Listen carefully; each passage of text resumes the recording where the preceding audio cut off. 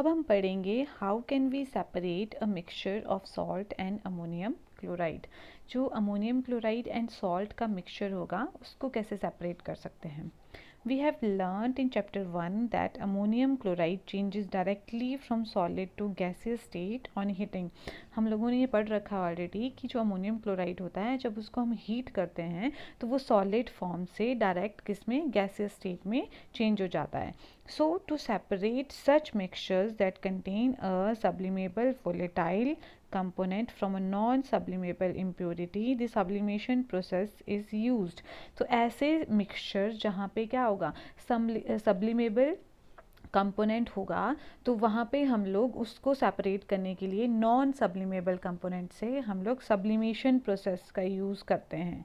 अब ये sublimation process क्या होती है, देखो सब्लिमेशन प्रोसेस में क्या होगा, हम लोग पहले क्या करेंगे, एक हमने यहाँ पे ट्राइपॉड स्टैंड ले लिया, एक बर्नर यहाँ पे ले लिया। अब इस ट्राइपॉड स्टैंड पर हम चाइना डिश रखेंगे, चाइना डिश के अंदर डालेंगे अमोनियम क्लोराइड एंड सॉल्ट का मिक्सचर। ठीक है, डाल दिया अमोनियम क्लोराइड एंड सॉल्ट का मिक्सचर। अब इसके ऊपर हम लोग रखेंगे एक फनल। ठीक है, ये हो गई बच्चों फनल, इसको फनल बोलते हैं। तो और जो फनल का ये जो मुंह है इसको हमने यहाँ से कॉटन के साथ बंद कर देना है। ठीक है, अब जब हम हीट करेंगे इस मिक्सचर को, सॉल्ट एंड अमोनियम क्लोराइड के मिक्सचर को, तो क्या होगा, यहाँ पे जो सब्लिमेबल कंपोनेंट है दैट इज़ अमोनियम क्लोराइड जो हम पढ़ चुके हैं, तो ये क्या होगा, इवेपोरेट होना शुरू हो जाएगा, वेपर्स में कन्वर्ट होना शुरू हो जाएगा। और जो वेपर्स हैं तो ये फनल की जो वॉल्स हैं इसके ऊपर यहाँ पे चिपक जाएंगे और थोड़ी देर के बाद कंडेंस होकर ये ऐसे आपको दिखने लगेंगे इसके ऊपर, फनल के ऊपर। तो देखो यहाँ पे बताया गया है ये सॉलिडिफाइड अमोनियम क्लोराइड है, जो यहाँ पे जो वेपर्स हैं ये कंडेंस होके ऐसे सॉलिड में चेंज हो गए हैं यहाँ पे।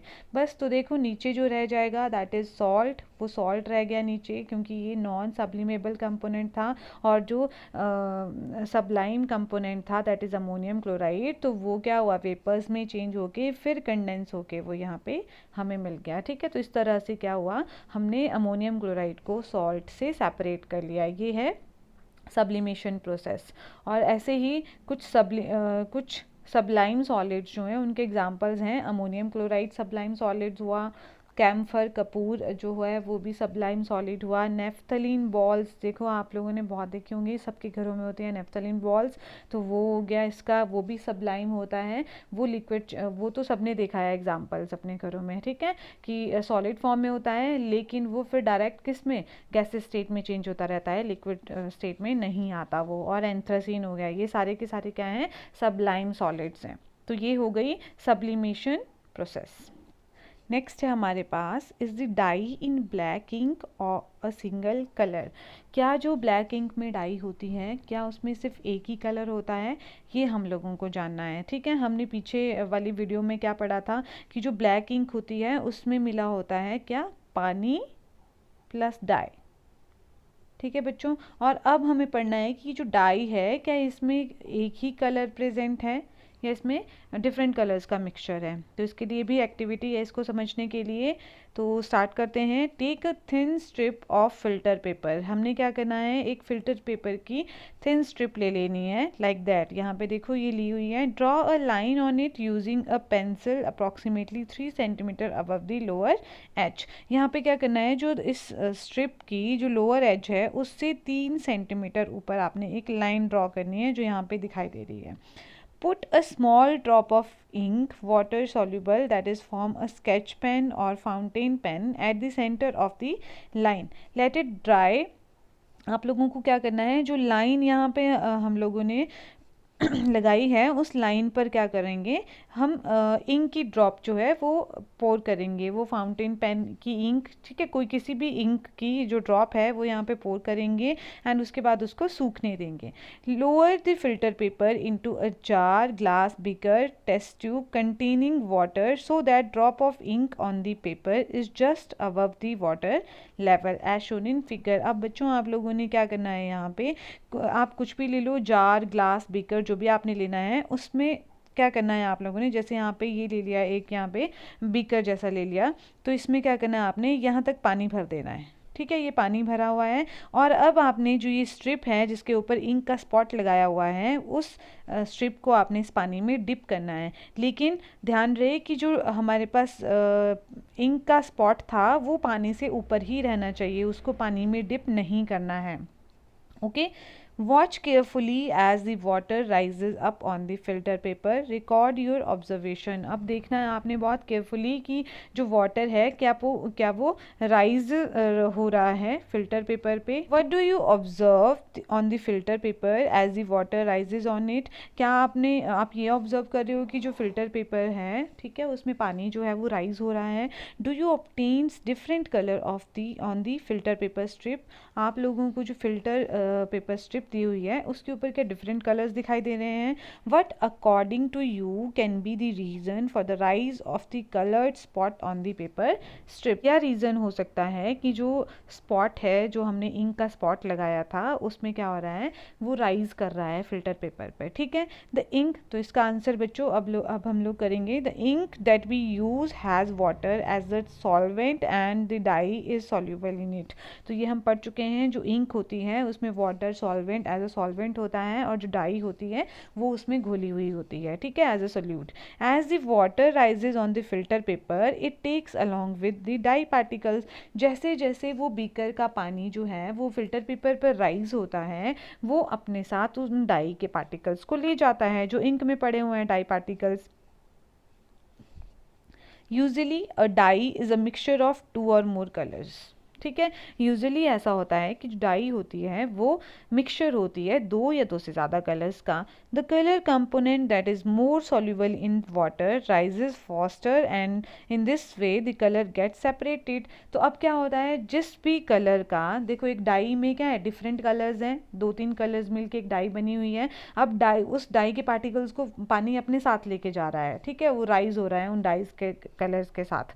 अब क्या होगा, जिस भी कलर का सॉल्युबिलिटी क्या होगी, ज़्यादा होगी पानी में, तो वो क्या होगा, पानी के साथ चलता जाएगा आगे, और जिसकी सॉल्युबिलिटी कम होगी पानी के साथ वो पीछे रहता जाएगा। तो इस तरह से क्या होता है, जो कलर्स होते हैं डाई के वो सेपरेट हो जाते हैं। ठीक है, सबकी सॉल्युबिलिटी सेम नहीं होती है, जिसकी सेम सॉल्युबिलिटी होगी वो पानी के साथ आगे आगे बढ़ता जाएगा, राइज होता रहेगा फिल्टर पेपर में, और जिसकी सॉल्युबिलिटी कम है वो पीछे रह जाएगा। तो इस तरह से हमारे पास जो डिफरेंट कलर्स हैं डाई के वो सेपरेट हो जाते हैं। This process of separation of components of a mixture is known as chromatography। इस प्रोसेस को, जहाँ पे क्या होता है, मिक्सचर के डिफरेंट कंपोनेंट्स जो हैं वो क्या होते हैं, सेपरेट किए जा सकते हैं, उसको हम लोग क्या बोलते हैं, क्रोमेटोग्राफी बोलते हैं। Chroma in Greek means colour. This technique was first use for the separation of colours, so this name was given. Okay, chromatography क्यों नाम दिया गया, क्रोमा ग्रीक में देखें हम लोग, ग्रीक लैंग्वेज में तो क्रोमा को बोलते हैं कलर। ठीक है, तो उसमें क्या हो गया, इस टेक्निक को फर्स्ट ऑफ ऑल कलर्स को ही सेपरेट करने के लिए यूज़ किया गया था, इसलिए इसका नाम क्रोमेटोग्राफी पड़ गया। Chromatography is the technique used for the separation of those solutes that dissolve in the same solvent. ऐसे कलर्स को, ठीक है, ऐसे सॉल्यूट्स को सेपरेट करने के लिए क्रोमेटोग्राफी यूज़ की जाती है जो एक ही सॉल्वेंट में घुले हुए हैं। जैसे अभी डाई था तो डाई में डिफरेंट कलर्स थे लेकिन वो पानी में ही घुले हुए थे सेम सॉल्वेंट में, तो वैसे ही डिफरेंट सॉल्यूट्स जो होंगे अगर वो सेम ही सॉल्वेंट में घुले हुए होंगे तो उनको सेपरेट करने के लिए हम लोग क्या यूज़ करेंगे, क्रोमेटोग्राफी टेक्निक का यूज़ करेंगे। With the advancement in technology, newer techniques of chromatography have been developed. You will study about chromatography in higher classes. Higher classes में आप लोग chromatography के बारे में बहुत ज़्यादा और ज़्यादा पढ़ेंगे। Applications क्या क्या हैं chromatography की, colors in dye को separate करने के लिए यूज़ किया जाता है जो हम अभी पढ़ चुके हैं। Pigments from natural colors, natural colors से जो pigments हैं उनको separate कर सकते हैं chromatography से। और drugs from blood, और जो हमारा ब्लड है वहाँ से ड्रग्स को सेपरेट करने के लिए भी क्रोमेटोग्राफी का यूज़ किया जाता है। तो ये थी हमारी क्रोमेटोग्राफिक प्रोसेस। अब नेक्स्ट हम लोग पढ़ेंगे how can we separate a mixture of two miscible liquids. अब जो दो मिक्सिबल लिक्विड्स होंगे हम लोग उनके मिक्सचर्स को कैसे सेपरेट कर सकते हैं। मिक्सिबल लिक्विड्स क्या हुए, जो आपस में घुल चुके हैं, ठीक है, अच्छे से। इमिसिबल लिक्विड्स क्या थे, जो आपस में नहीं घुलते थे, वो उसका हमने पढ़ा था, उनको हम कैसे सेपरेट कर सकते हैं, by the use of separating funnel. अब हम देखेंगे मिक्सिबल लिक्विड्स को कैसे सेपरेट कर सकते हैं। तो again there is an activity, let us try to separate acetone and water from their mixture. हमने यहाँ पे लिए दो चीज़ें, एसीटोन लिया और पानी लिया, और इनको क्या कर दिया, मिक्स कर दिया अच्छे से, ठीक है। ये दोनों क्या है, मिक्सिबल लिक्विड्स हैं, मतलब आपस में घुल जाएंगे दोनों के दोनों। Take the mixture in a distillation flask. बच्चों ये है डिस्टिलेशन फ्लास्क, ठीक है। यहाँ पे देखो ये डिस्टिलेशन फ्लास्क है, और यहाँ पे इसके साथ में क्या है, यहाँ पे ये वाटर कंडेंसर लगा हुआ है, ठीक है, वाटर कंडेंसर। और यहाँ पे ये जो कंडेंस होके जो भी लिक्विड यहाँ पे आएगा उसको इस कंटेनर में हम लोग कलेक्ट कर लेंगे। तो क्या हुआ, एसीटोन एंड वाटर का क्या लिया, मिक्सचर लिया, और इसको किस में हमने यहाँ पे डाल देना है, ठीक है, डिस्टिलेशन फ्लास्क में। Fit it with a thermometer. अब यहाँ पे थर्मोमीटर भी लगा दिया है। Arrange the operators as shown in figure. Heat the mixture slowly keeping a close watch at the thermometer. अब क्या करना है, हम लोगों ने हीट करना है इस मिक्सचर को slowly. The acetone vaporizes, condenses in the condenser and can be collected from the condenser outlet. Water is left behind in the distillation flask. बच्चों क्या होता है, जब वाटर एंड एसीटोन ये हमने यहाँ पे डिस्टिलेशन फ्लास्क में ले लिया, अब जब हम इसको हीट करेंगे तो एसीटोन जो है वो क्या हो जाएगा, वेपर्स में पहले कन्वर्ट हो जाएगा। और क्यों, क्योंकि बॉइलिंग पॉइंट जो है एसीटोन का वो क्या होता है, कम होता है as compare to boiling point of water, ठीक है। अब बॉइलिंग पॉइंट कम है, इट मीन्स हम क्या करेंगे, हीट करेंगे इस मिक्सचर को अगर, तो एसीटोन जो होगा वो पहले बॉयल हो जाएगा, और पहले बॉयल हो जाएगा तो वो पहले वेपर्स में कन्वर्ट हो जाएगा, और वेपर्स में कन्वर्ट, इसके वेपर्स जो हैं इस यहाँ पे जो कंडेंसर ट्यूब लगी हुई है इसके थ्रू हम लोग क्या यहाँ पे आएंगे और स्पीकर में कलेक्ट हो जाएंगे, ठीक है। और नीचे क्या बच जाएगा, हमारे पास पानी बच जाएगा। तो ये है हमारे पास कि कैसे हम लोग क्या कर सकते हैं, मिक्सिबल लिक्विड्स को सेपरेट कर सकते हैं by the process of distillation. तो अगर आप लोगों से कोई पूछेगा कि दो मिक्सिबल लिक्विड्स को आप कैसे सेपरेट कर सकते हो, तो उसका आंसर देना है डिस्टिलेशन प्रोसेस से हम लोग क्या कर सकते हैं, दो मिक्सिबल लिक्विड्स को सेपरेट कर सकते हैं। What do you observe as you start heating the mixture? At what temperature does the thermometer reading becomes constant for some time? What is the boiling point of acetone? Why do the two components separate? तो इस सब का answer मैंने आपको दे दिया। चलो फिर से पढ़ लेते हैं यहाँ पे। This method is called distillation. It is used for separation of components of a mixture containing two miscible liquids that boil without decomposition and have sufficient difference in their boiling point. जो distillation process है बच्चों, वो उन liquids को separate करने के लिए use की जाती है जिनका बॉइलिंग पॉइंट में डिफरेंस बहुत ज़्यादा होता है, ठीक है। जब डिफरेंस ज़्यादा होगा तो हम यूज़ करेंगे डिस्टिलेशन प्रोसेस, क्योंकि बॉइलिंग पॉइंट में डिफरेंस है बहुत और ज़्यादा डिफरेंस है, तो पहले जिसका बॉइलिंग पॉइंट कम होगा वो वेपर्स में चेंज होगा, और वेपर्स में चेंज होने के बाद हम उसको क्या करेंगे, कंडेंसर ट्यूब से अलग बीकर में उसको कलेक्ट कर सकते हैं, ठीक है। और जिसका बॉइलिंग पॉइंट ज़्यादा होगा वो वहीं रह जाएगा। तो ये होगी distillation process. To separate the mixture of two or more miscible liquids for which the difference in boiling point is less than 25 Kelvin, fractional distillation process is used.